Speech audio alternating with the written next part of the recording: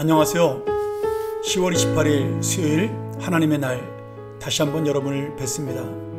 오늘과 내일은 시편 37편의 말씀을 가지고 하나님의 은혜를 나누겠는데요. 오늘은 37편 1절부터 22절까지 하나님은 있습니까? 라는 제목으로 은혜를 나누도록 하겠습니다. 시편이 40전이어야 되는, 오늘 시편이 40전이어야 되는 긴 분량의 시이기 때문에 두 번에 나눠 말씀을 우리가 나눌 수 있겠습니다.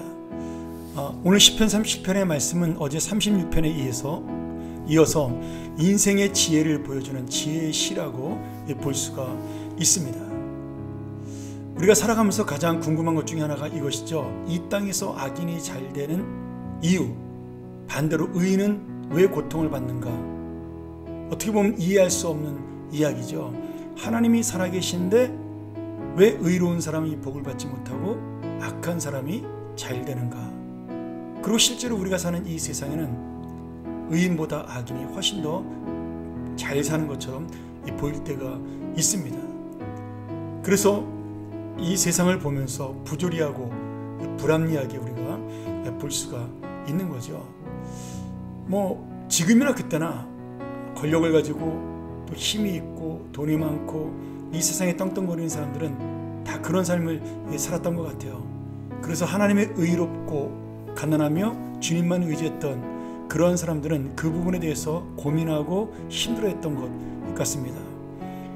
우리가 눈물의 예언자라고 부르는 예레미야 선지자도 예레미야 12장 1절에서 하나님께 이런 비슷한 질문을 합니다. 여호와여, 내가 주님과 논쟁할 때는 주님은 의롭습니다.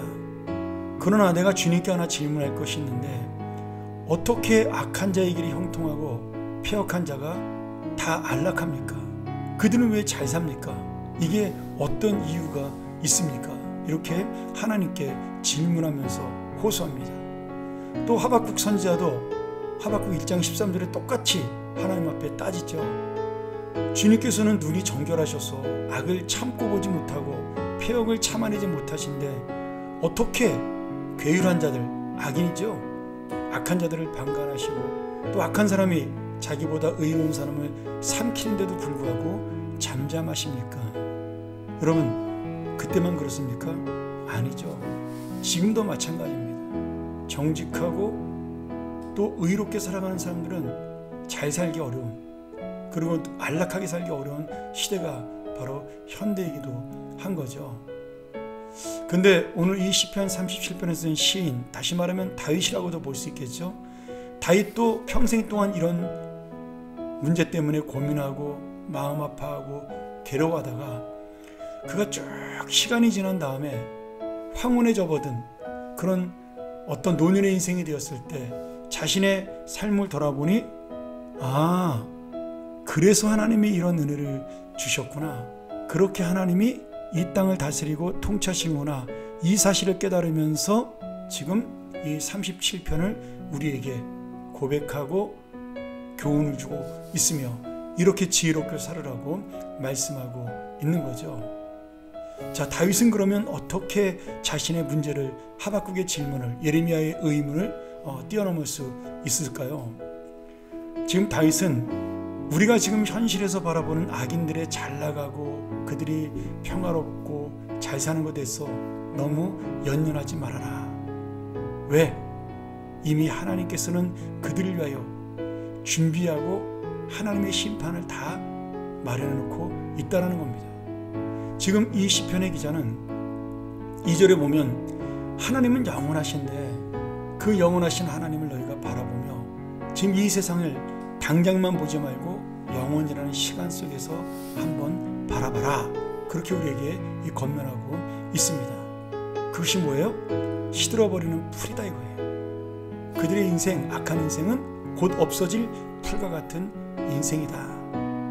그러니 우리가 그들을 보고 분노하면 내 마음이 상처를 입으니까 내 믿음이, 순수한 신앙이 내 스스로 상처를 받으니 그들이 형통한 것에 대해서 연연하지 말고 하나님을 바라봐라. 여호와를 의지해라. 그리고 너는 열심히 살아라. 왜?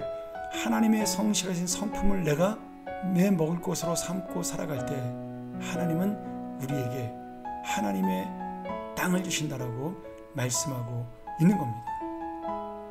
여러분, 이 하나님의 성실로 식물을 삼아라, 이 말씀이 참 의미가 있는 말씀이죠.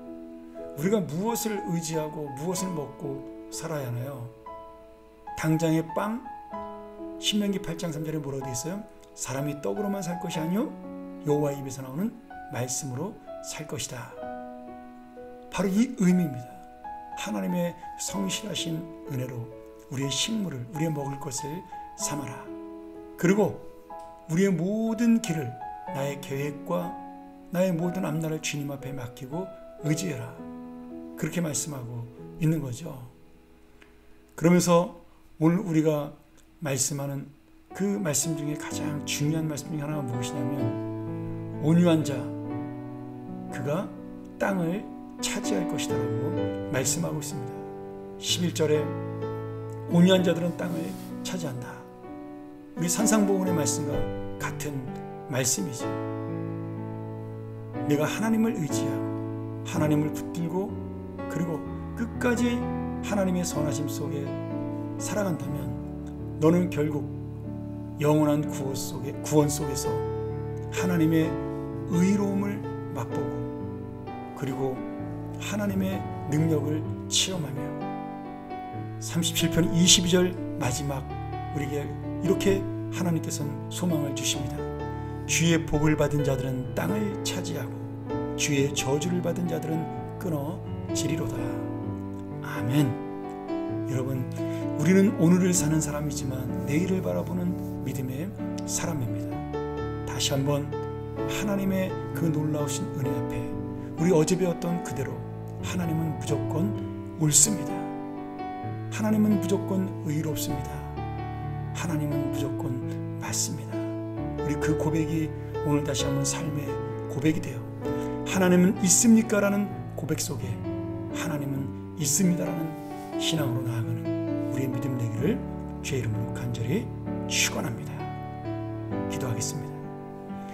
하나님 아버지, 의인의 적은 소유가 악인의 풍부함보다 낫다라고 주님께서 말씀해 주셨습니다. 오늘 악인을 멀리하시고 의인을 가까이 하시는 주님의 은혜를 믿고 끝까지 하나님의 온전한 자의 날을 기다리는 우리의 믿음이 되게 하여 주시옵소서. 오늘 주님 앞에 복을 받은 자들이 되어 마지막 주님이 주시는 하늘의 땅을 차지하는 은혜가, 그 소망이 우리를 살아가는 근원이 되게 하여 주시옵소서. 오늘 하루가 바로 이 믿음으로 살게 도와주옵소서. 예수님의 이름으로 간절히 축복하고 기도하옵나이다.